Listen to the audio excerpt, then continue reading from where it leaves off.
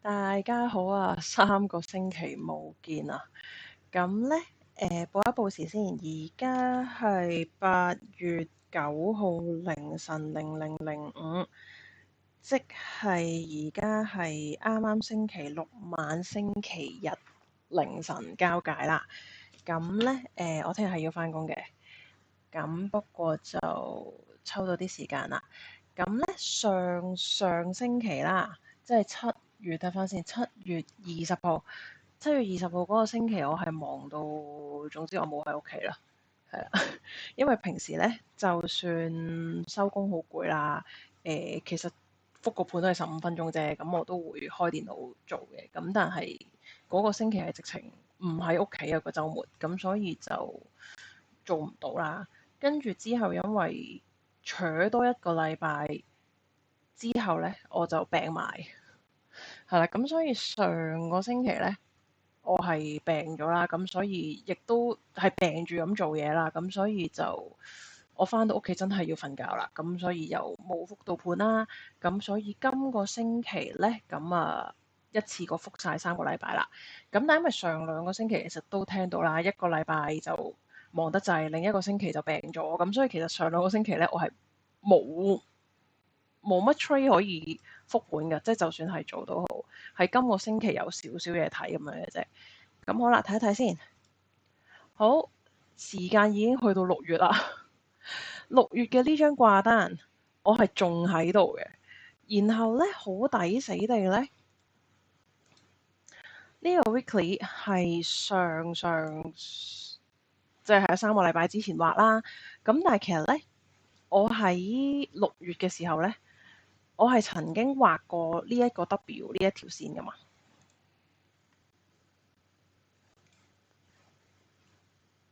先，我六月嘅時候呢，我係曾經畫過一個咁樣嘅預測啦。當時係應該畫到咁鬼樣噶嘛。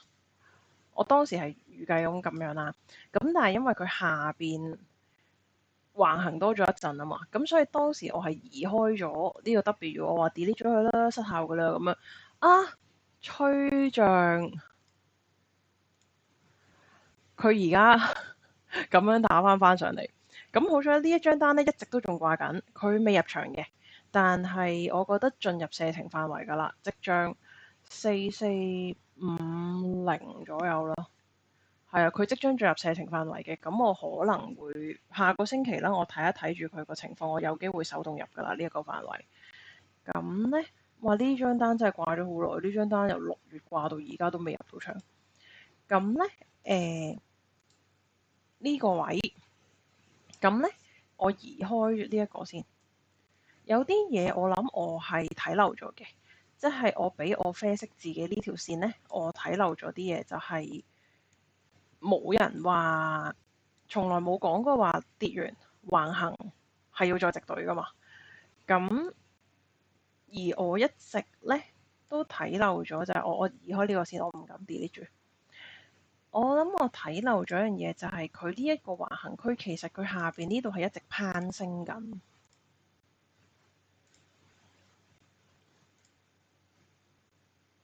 轉咩色好呢？黃色。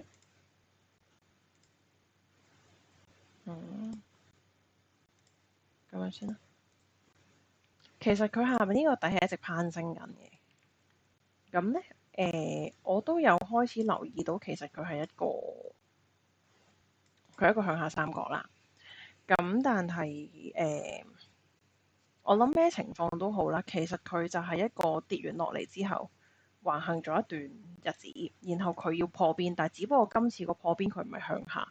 咁然後呢，其實有少少睇漏眼呢，就係其實而家睇翻個通道呢，其實佢係貼住咗上邊呢一條線，然後喺度撞緊呢個通道個線，而咁樣去撞穿佢。咁另外我講翻話點解呢一張單我話下個星期要開始進入射程範圍呢？就係我呢張係掛緊786噶嘛。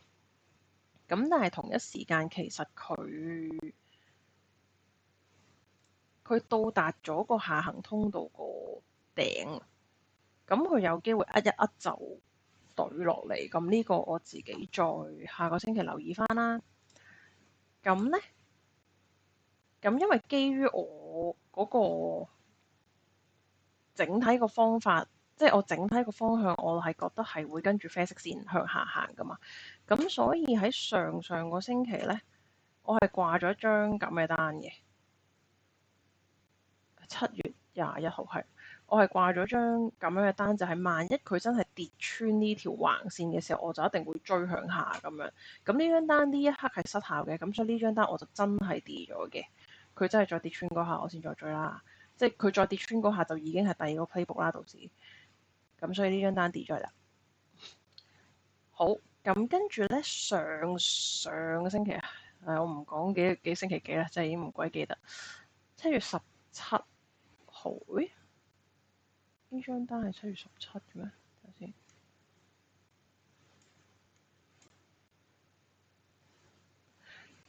總之咧，呢一張嗰個情況呢，應該唔係17號，應該係我20號翻嚟星期一嗰下追錯咗。就係其實頭先嗰張單我就係掛，如果佢跌穿啊嘛，咁呢張單係心急嘅。我係心急地覺得，反正我都係買向下多啲㗎啦，入鬼咗場先啦，咁樣，咁結果咪輸咗，係啦，咁呢張輸咗啦，咁跟住好快輸添啊！呢張我係睇日線嘅，我真係好天真咁樣覺得，既然頭先嗰張掛單都掛咗啦，唔參賽啦，入咁啊，咁係衰貪心輸咗嘅。跟住之後呢，情況如是去到咁，因為我又病鬼咗啦，咁所以其實我真係冇睇市嘅。上即係仲要第二個星期啦，報復盤嘅第二個星期係我真係冇睇嘅，即係病到傻咗。咁所以呢，到我再睇嗰日呢，已經即係叫星期三望一望過，咁同埋我係冇 zoom in 過入去小時圖睇，真係完全就係睇日線。咁然後睇日線就見佢，嗰日開盤好似前一日陰燭喎，跟住就覺得佢係咪又要落翻嚟啦？追定先啦，咁結果又輸咗啦。咁好啦，咁到咗呢個星期啦，精神好翻啲啦。咁呢，因為我見佢一直都橫行緊啊，即係頭先講，我就算翻去 weekly 都好，一直呢一嚿嘢啊，呢嚿嘢喺度橫行啊嘛。咁所以嗰種感覺就係佢橫行橫幾耐啊？咁同埋呢個三角形係畫咗出嚟㗎啦嘛。咁都唔知佢橫行橫幾耐，覺得佢有機會呢度再撞多陣啦。咁所以呢，就試下 zoom in 翻入去。我好耐冇玩嗰啲細 time frame 啲嘅嘢㗎啦。咁唔緊要啦，既然都好似橫行時間都冇乜大嘅機會喺啲大 time frame 度玩嘅時候，咁入去細 time frame 度睇下有冇嘢啦。咁呢啲呢，冇運行嘅，即係擺到明係真係唔夠運嘅。嗰一下我入去嘅時候呢，我係捕捉到呢一下假突破㗎，同埋嗰下都明顯㗎，即係呢一度開始有個爆咗上嚟之後，慢慢打橫慢啲嘅上升，跟住之後呢度一度上升，下邊呢度一度下跌咁樣，咁然後一嘢捕捉到呢一下假突破俾人打翻入嚟，咁嗰下我入咗場呢，然後 set 個食錢位就係我本身係 set 喺低啲嘅，我本身係 set 呢一個框個底，就係攞呢支竹個針底嘅。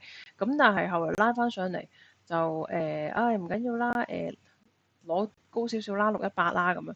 咁結果呢，我係撐幾毫子啊。總之係毫子以內嘅，我食唔到嘅呢一張單係。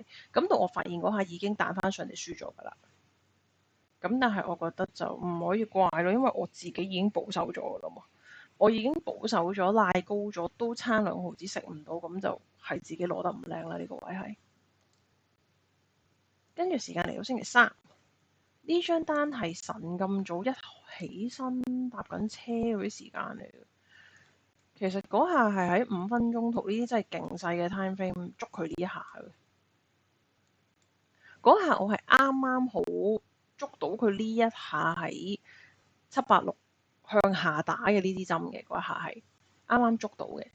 咁所以嗰陣時就入咗場啦，叫做搏一搏佢係咁以攞落翻嚟先，再行方向咩都好啦。咁翻到公司打完卡都已經輸咗呢張單。好，咁咧，因為已經估到一個位係我覺得唔對路啦，即我個方向睇錯咗啦，我知道自己。咁所以咧，去到星期三咧，咁所以當時應該話我知道自己個方向開始睇錯啦，因為呢一個三角，即係已經連續做沽嘅單，連輸咗幾張㗎啦，咁樣已經係。咁嗰下我就知道已經唔係橫行嗰個問題，係睇錯嘢㗎啦開始。咁所以咧，當時我自己就睇就係、如果佢真係 once 升穿翻呢一度，而佢實心升穿嘅話，我就追啦。咁所以咧，我係星期三嘅時候咧，咦，我係咪 D 錯咗嘢？係，我喺星期三嘅時候，如果我 zoom in 翻少少，我係等佢呢一支竹，呢支竹我都未追，我等佢呢支竹真係都，睇下先係咪咧？睇清楚先。我個入場時間係呢度，係我冇等佢，sorry，原來我冇咁好耐性。我等佢升穿咗，我就已經追啦，係啦。咁然後咧，追嘅時候咧，我個目標位置啦，我個目標位置就睇大位啦。今次除咗係橙色框呢個橫行1:1度上去之外啦，咁然後食糊嘅位置其實亦都係呢一張單要沽落嚟，呢張掛咗好耐嘅單沽落嚟嘅嗰個位置咯。咁所以其實星期一我要睇一睇啊，佢未必順利食糊然後沽落嚟㗎。我有機會呢個射程範圍入邊，我已經要收錢同埋要準備定下一張單㗎啦。咁咧，所以而家咧跌咗嗰啲輸咗嘅嘢去啦，跌咗佢，跌咗佢，跌咗佢，跌咗佢。好，咁所以而家手頭上咧剩低嘅東西咧，第一個呢張單啦，呢張單真係等咗好耐啦，佢應該要入場㗎啦。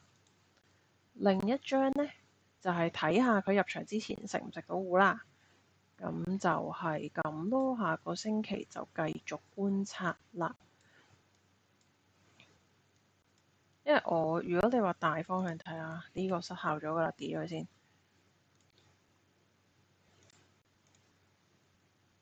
我係覺得佢會撞上呢度之後，呢個786之後，起碼咁樣跌嘅，我覺得。